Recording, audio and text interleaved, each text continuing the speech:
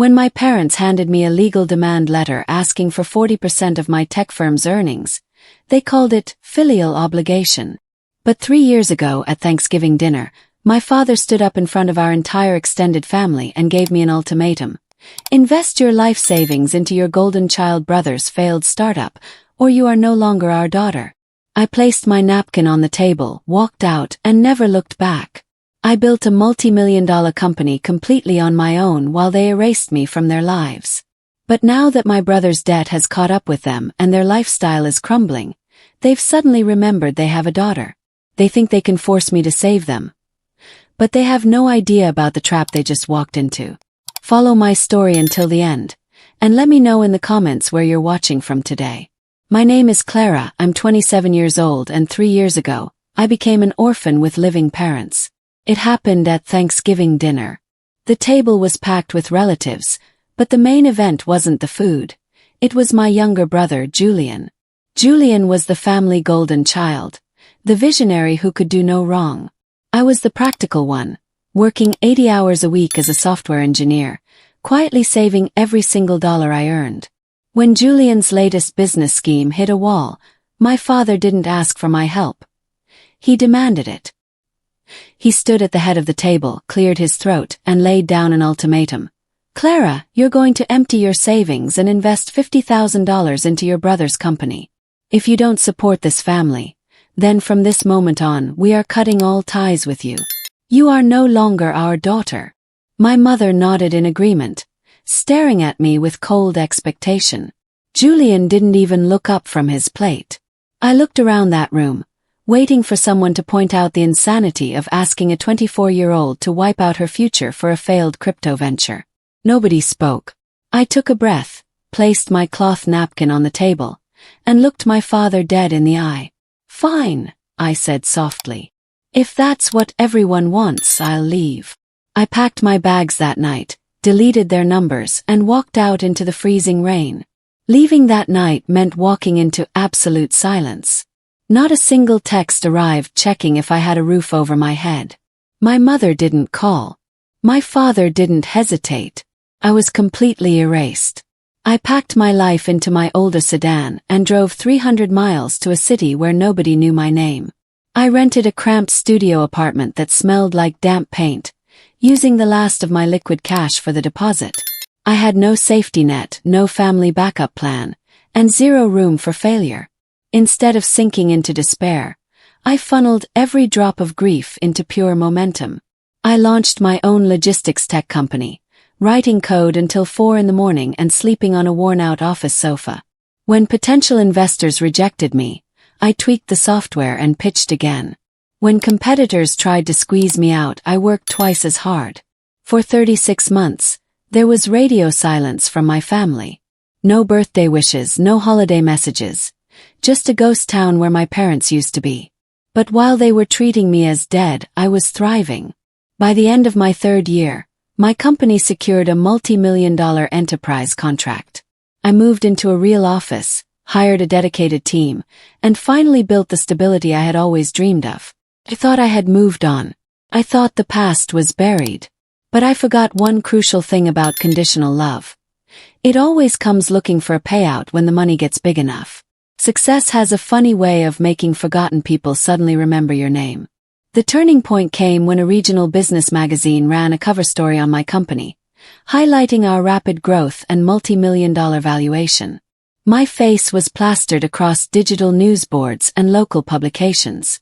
I knew it was only a matter of time, but I wasn't prepared for how fast it would happen. Exactly 4 days after the article went live, my receptionist called my private line, her voice sounding nervous. Clara, there's a couple in the lobby claiming to be your parents. They're demanding to see you. My heart hammered against my ribs, but I forced my voice to stay dead calm. Send them in. When the door opened, my mother rushed across the carpet with her arms open.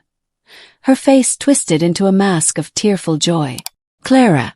Oh, my sweet girl. She tried to pull me into a tight embrace, smelling of the same lavender perfume she'd worn my whole life. I stepped backward, keeping my executive desk firmly between us. My father walked in right behind her. He didn't look like the towering tyrant who had thrown me out 3 years ago. His hair was grayer. His tailored suit looked worn at the elbows, and his eyes darted around my spacious office, mentally calculating the cost of the furniture. "You've done well for yourself, Clara," my father said, adjusting his collar and offering a tight, prideful smile, as if my success was somehow his doing. "We always knew you had the grit to make it." "What are you doing here?" I asked, refusing to play along. The fake warmth vanished instantly. My father cleared his throat, exchanged a look with my mother, and dropped the act. "Julian's business collapsed," he admitted coldly. "The creditors took everything. We co-signed his secondary mortgage, Clara. And now they're threatening to seize our home." My mother stepped forward, her eyes wide with dramatic desperation. "Clara, you have to save us. We're your parents. We raised you, fed you, paid for your clothes, and gave you a roof over your head.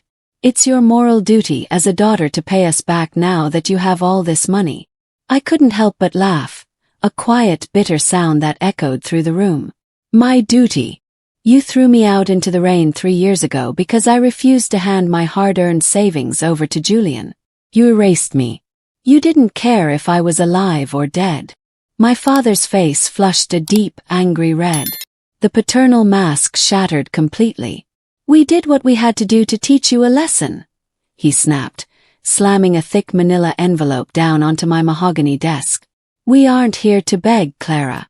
We spoke to an attorney. Under filial responsibility laws, children are legally obligated to support elderly parents who face financial hardship. "We're demanding 40% of your company's revenue to clear the family debt." I looked down at the formal demand letter. It was drafted by a shady, low-tier neighborhood lawyer, packed with aggressive legal jargon meant to intimidate me into quick compliance. They didn't see a daughter standing in front of them. They saw an emergency bank account. A sudden, cold clarity washed over me. I felt no rage, no heartbreak, just absolute detachment. "I see," I said softly, sliding the envelope toward my side of the desk. "You want a formal resolution based strictly on legalities and numbers." My father smirked, believing his bluff had worked. "Exactly. We expect a check by Friday." "Leave the paperwork," I replied, keeping my expression completely unreadable. "I'll have my legal team review it." The moment my parents left, I didn't cry. I called James Vance, my corporate attorney, and hired a seasoned private investigator to tear through every document my parents had provided. If they wanted to play hardball using legal leverage, I was going to make sure I knew every card in the deck. 48 hours later, James walked into my office with a thick black binder, his face unusually grave. "Clara," he said, pulling out a set of flagged bank statements. "It's worse than simple debt. 3 years ago, right before your father gave you that ultimatum at Thanksgiving, your brother Julian opened 3 separate high-interest commercial loans. But he didn't just use your parents as co-signers." James slid a document across the table. My eyes locked onto the signature line at the bottom. My heart stopped. "He forged your signature," James explained quietly. "Julian used your personal credit profile and employment details as a primary guarantor. When his startup collapsed, the lenders came after him, but your name is attached to over $200,000 of defaulted debt." I stared at the paper in disbelief. Did my parents know? James pulled out a recorded deposition from one of the private lenders. "They didn't just know, Clara. When the lenders first flagged the discrepancy 3 years ago, your father signed an affidavit swearing the signature was valid, protecting Julian from immediate identity fraud charges. They intentionally let you walk away into the night, keeping you in the dark while your name was silently tied to Julian's sinking ship." The final piece of the puzzle clicked into place. They hadn't come to my office out of desperate filial love or even simple greed. They came because the loan term was expiring, and Julian was facing criminal prosecution unless someone cleared the balance. They thought they were cornering me. They had no idea they had handed me complete legal control over their fate. I summoned my parents and Julian to my lawyer's high-rise conference room under the guise of signing the revenue transfer. They walked in looking smug, Julian wearing a designer jacket he clearly couldn't afford, acting as if he'd already won. "We're glad you came to your senses, Clara," my father said, sitting at the long glass table. "Family always looks out for family." "I agree," I said calmly, nodding to James. Instead of a check, James slid a stack of legal folders across the table. One for my father, one for my mother, and one directly in front of Julian. "What is this?" Julian sneered, opening his file. Within seconds, all the color drained from his face. "Those are full criminal complaints for identity fraud, forgery, and financial conspiracy," James declared smoothly. "Including the affidavit your father signed 3 years ago to cover up the crime." My mother gasped, dropping her pen. My father stammered, his confident posture collapsing in an instant.